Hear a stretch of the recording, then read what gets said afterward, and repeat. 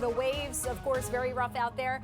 That's because of this pattern that we really haven't been able to break, but it will start to loosen its grip on our region as we move into this upcoming week, and then things will return back to normal. The benefit of all of this is we really could use the rain, so it's a nice benefit, but we also have to tread lightly there because the flood risk. So those saturated areas, we've seen flooding across the region. Please do not drive through flooded roadways. We say that all the time.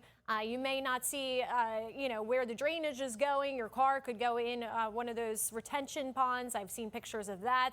So just be aware, just be smart about it. Here's a live look from Armature Works. Sky's really dark right now. Not raining on top of this camera, but we do have rain obviously in the distance. Looking a little shelfy out there with those clouds as well. Here's a look at radar. No watches or warnings to tell you about at this time.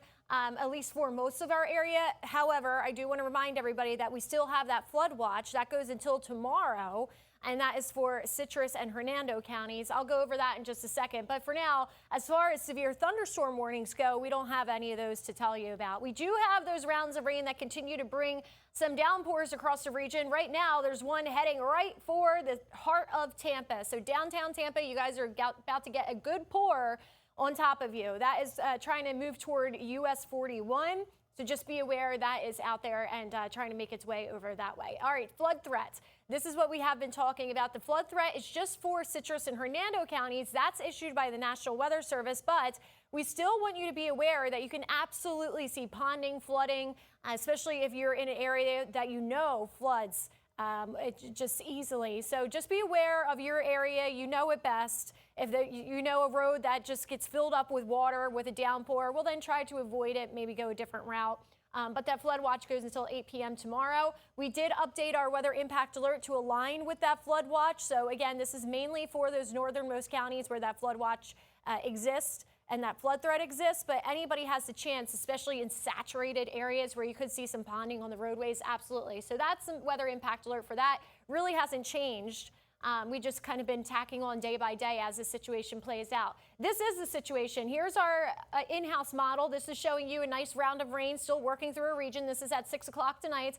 8 o'clock, things will start to taper off. 11 o'clock, most of us will be dry with just a couple raindrops and a few clouds. By tomorrow morning, it looks like these models right now are having us start on the drier side. The only exception to that would be our northernmost locations. Citrus County, guys may see a quick downpour early in the morning. This is at 9 a.m. Moving forward into lunchtime, that's when we will start to see those scattered showers and storms once again.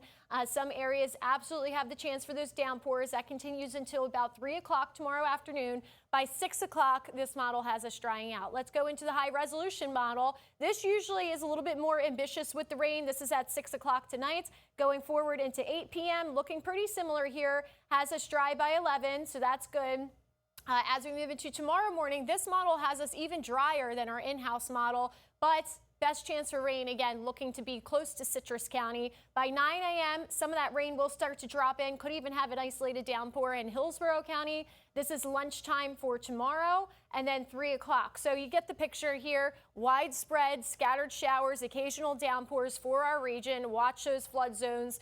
As we look at the forecast rainfall, again, don't pay attention to the numbers so much. You want to pay attention to the color, the contour, because that's showing you where the best opportunity for that heavier rain exists. And it's really from Tampa northward, Pasco County, Hernando County, Citrus County. These are all areas, especially as you get closer to the coast, that I would pay attention to. This is put out by the Storm Prediction Center. That yellow slice right there, very similar to what we had for today, where it's more of a higher risk, a slight risk, if you will, for some flooding in that region. Again, closer to US 19, right along the Gulf Coast, northernmost areas, that's where the highest flood threat will exist. 7-day forecast, looking at some upper 80-degree temperatures. We have felt a little nice here in St. Petersburg thanks to the rain earlier.